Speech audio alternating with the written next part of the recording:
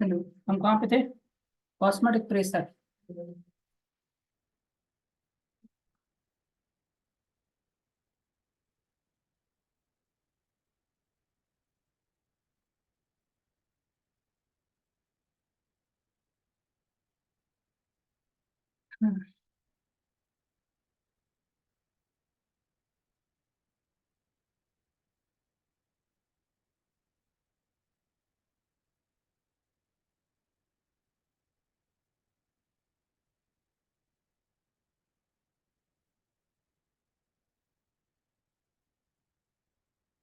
तो टाइम लगेगा यार।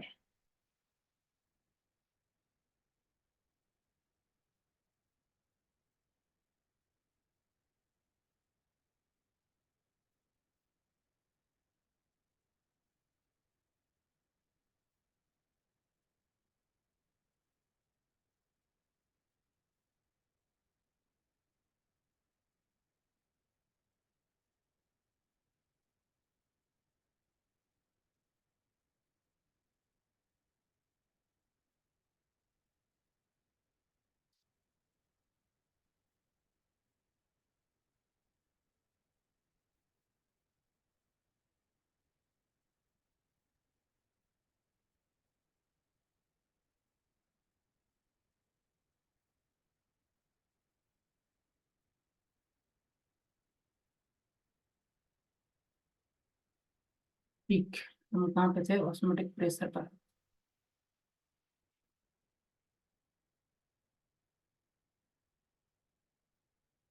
Osmotic pressure.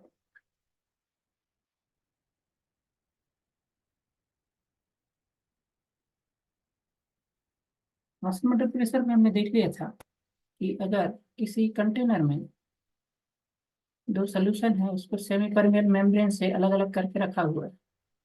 यहाँ ये हाई कंसंट्रेशन का सोल्यूशन है, ये लो कंसंट्रेशन का सोल्यूशन है। ये ए, ये बी। तो ऑस्मोसिस की जो प्रोसेस होती है लो कंसंट्रेशन से हाई कंसंट्रेशन की तरफ होती है। ये हमने देख लिया। ठीक है, अगर किसी दो सोल्यूशन को सेमी परमेबल में से डिफ्रेंशिएट अलग अलग करके रख दिया जाए तो सोल्यूशन लो कंसंट्रेशन की तरफ से सॉल्वेंट लो कंसंट्रेशन से निकलता है और किसकी तरफ जाता है? हाई कंसंट्रेशन की तरफ। जैसे आप किशमिश लेते हो तो वो आप जब पानी में डालते हो तो वो फूल जाती है। तो किशमिश के अंदर जो कंसंट्रेशन रहता है वो हाई रहता है और बाहर का कंसंट्रेशन लो रहता है। तो लो कंसंट्रेशन से अंदर की तरफ पानी किशमिश के अंदर जाता है और वो फूल जाती है। ठीक।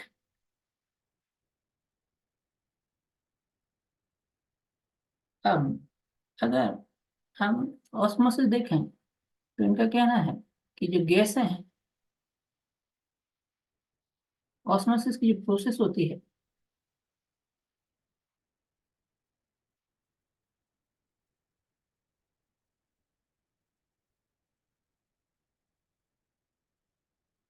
ऑस्मोसिस की जो प्रोसेस होती है वो लिक्विड सोल्यूशन में होती है और डाइल्यूट सोल्यूशन में होती है। डाइल्यूट। इनका कहना है कि जो डाइल्यूट सोल्यूशन है वो गैसों की तरह बिहेव करता है।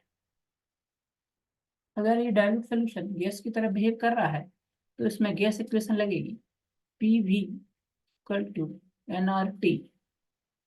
तो इसमें आप पी की जगह पाई लिख दें क्योंकि हम ऑस्मोटिक प्रेशर लिख रहे हैं। Pi V equal to N R T. Pi equal to क्या हो जाएगा? N upon V R T.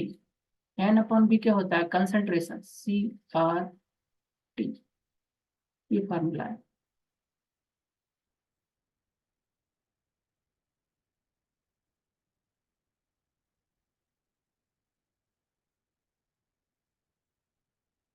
इसे थोड़ा इलेबोरेट किया जाए। Pi equal to C R T. या यहाँ लिखा जा सकता है n upon V R T. N की जगह ले सकते हैं weight by molecular weight 1/v R T. ठीक। और वेट बाय वॉल्यूम डेंसिटी होती है, तो इसकी जगह है D/m/T, ऐसा भी लिखा जा सकता है। ठीक। अब हम कुछ क्वेश्चन करेंगे और क्वेश्चन के बाद देखेंगे वन हाफ फैक्टर। ये लास्ट है इस चैप्टर का, वन हाफ फैक्टर। कुछ क्वेश्चन देखते हैं।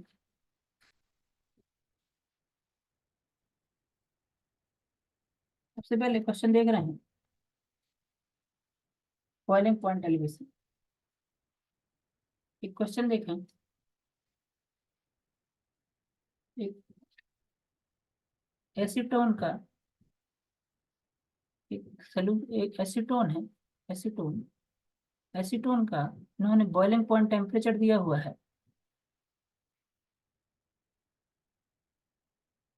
56.36 डिग्री सेंटीग्रेड। फिर ये कह रहे हैं कि एक सब्सटेंस लेते हैं 0.707 ग्राम का, उसको मिलाते हैं 10 ग्राम एसीटोन में। ठीक है। अच्छा, ये जो टीबी है ये प्योर का है एसीटोन। ठीक। तो मिलाने के बाद इसका जो बॉइलिंग पॉइंट है वो इंक्रीज हो जाएगा, एलिवेशन हो जाएगा इसके बॉइलिंग पॉइंट। ठीक। तो उन्होंने पूछा है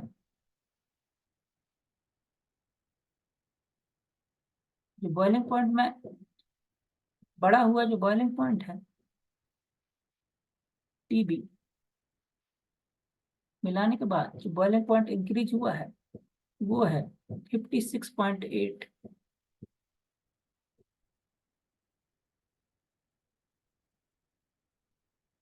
टीबी की वैल्यू दी है 0.52।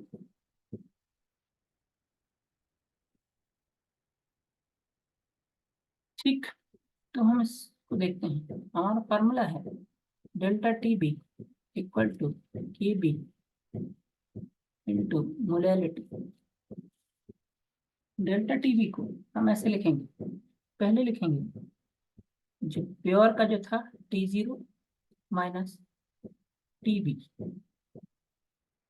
T0 क्या है? इनिशियल कंसंट्रेट, इनिशियल का बॉइलिंग पॉइंट जब कुछ मिलाया ना हो, equal to TB weight by molecular weight into 1000 upon weight of solvent.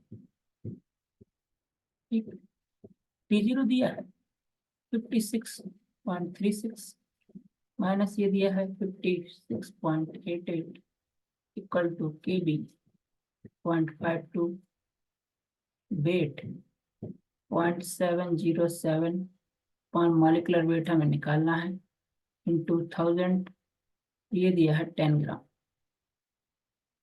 आप इसको सॉल्व करेंगे तो लगभग लगभग आएगा 242 समथिंग वेट, मॉलिकुलर वेट। अगला क्वेश्चन करते हैं।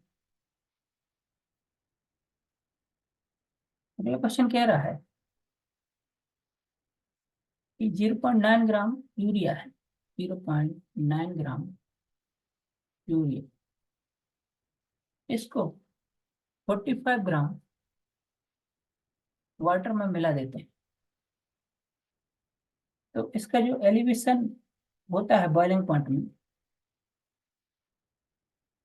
वो होता है 0.17 डिग्री सेंटीग्रेड। तो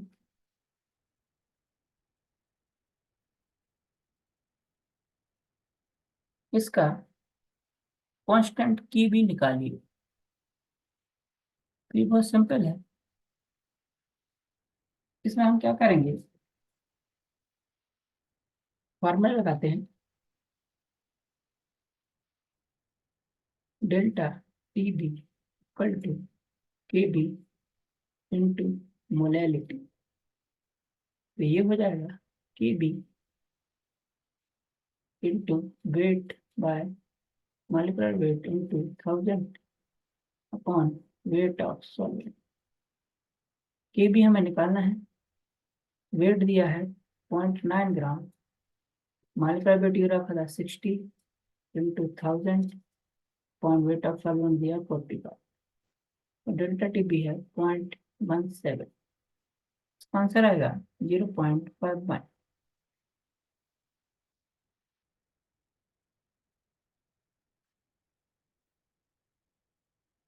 अगले क्वेश्चन पर आते हैं।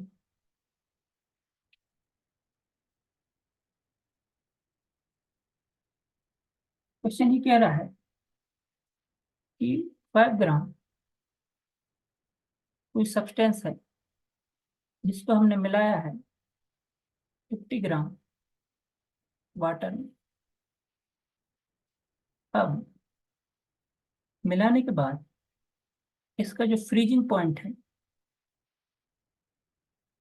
फ्रीजिंग पॉइंट थोड़ा कम हो जाता है, तो इसका जो फ्रीजिंग पॉइंट में जो कमी हुई है वो है 1.2 डिग्री सेंटीग्रेड। अगर TF की वैल्यू 1.86 केल्विन किलोग्राम पर मोल हो, तो ये जो सब्सटेंस है इसका मॉलिक्यूलर वेट फाइंड कीजिए। सेम वही क्वेश्चन है, delta TF equal to KF into weight by molecular weight into 1000 upon weight of solvent। Delta TF की वैल्यू 1.2, KF है 1.86 into weight 5 ग्राम है, 50 मॉलिक्यूलर वेट हमें निकालना है, 1000 अपॉन सॉल्वेंट का वेट है 50, इसका आंसर आएगा 155। ठीक,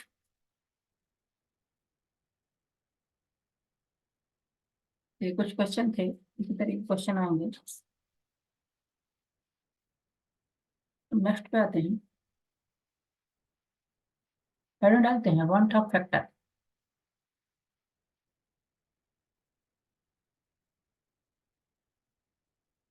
one top factor, one top factor क्या होता है? जैसे मैंने बोला कि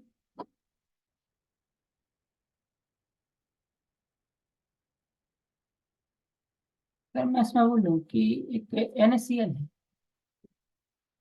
और इस NaCl को मैंने पानी में मिला दिया,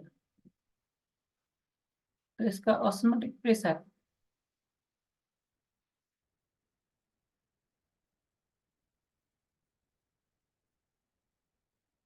क्या होगा? हम फार्मूला लगाते हैं, पाई इक्वल टू 1 लीटर पानी मिला है 1 लीटर, तो हम फार्मूला लगा, एक मोल NaCl को हमने 1 लीटर पानी मिला है, तो इसका ऑस्मोटिक प्रेशर का हम लगाते हैं N/V/RT। ठीक है, RT को हम अभी कांस्टेंट रहने देते हैं, इसमें आप लिखेंगे 1/1 RT, तो ये वैल्यू इसकी आ जाएगी, पर ये वैल्यू गलत है। ये कैसे गलत है हम देखेंगे। जो पाई है ऑस्मोटिक प्रेशर एक कॉलिगेटिव प्रॉपर्टी है। कॉलिगेटिव प्रॉपर्टी वो होती है जो सल्यूट के या पार्टिकल पर डिपेंड करती है। अगर मैं NaCl को पानी में डालता हूँ तो ये Na पॉजिटिव और Cl नेगेटिव में टूट जाएगा। अभी ये 1 मोल था, तो टूटने के बाद इसके 1 मोल बनेंगे और इसके भी कितने बनेंगे? 1 मोल।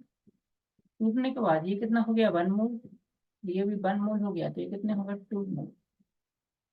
तो अगर अब मैं इसमें ऐसा लिखूं 2/1 इंटू RT, तब जाके ये सही होगा। क्या है? डिसोसिएशन और एसोसिएशन। डिसोसिएशन मतलब टूटना, एसोसिएशन मतलब जुड़ना। एसोसिएशन होने के बाद जो मोल का नंबर है वो बदल जाता है। तो इस प्रॉब्लम को दूर करने के लिए, ये जो प्रॉब्लम है इसको दूर करने के लिए वन हाफ फैक्टर लिया गया। वन हाफ फैक्टर क्या होता है?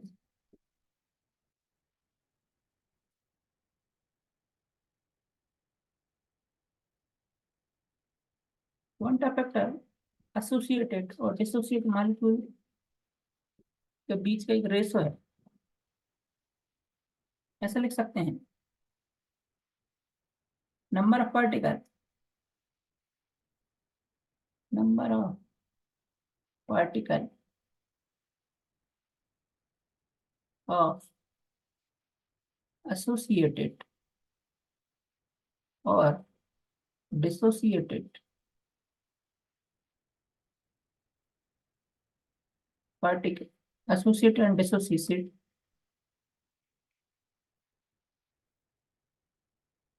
और यहाँ लिखेंगे इनिशियल पार्टिकल।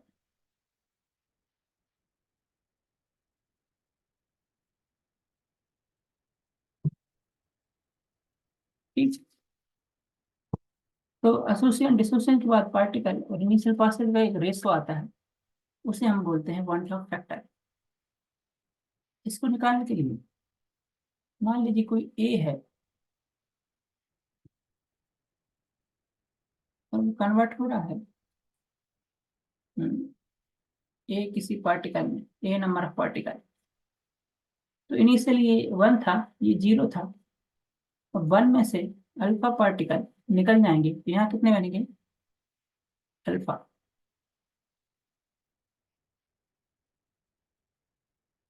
ठीक। या फिर अल्फा वाई एन, या ऐसा लिख सकते हैं ए, ये टूटता है 2 mm, ये वन था, ये जीरो था, ये वन माइनस अल्फा निकला तो यहाँ बने 2 अल्फा। ठीक। आप इसे एन भी ले सकते हो। तो यहाँ पर अगर आई निकाला जाए, आई क्या आएगा? One minus alpha plus alpha mine plus by N upon one, ये फॉर्मूला है। यहाँ पर लिखा जाए तो इसको टोटल करते हैं, one minus alpha plus 2 alpha, एक आ जाएगा वन प्लस अल्फा टोटल। तो इसमें आ जाएगा i equal to one plus alpha upon one. ठीक।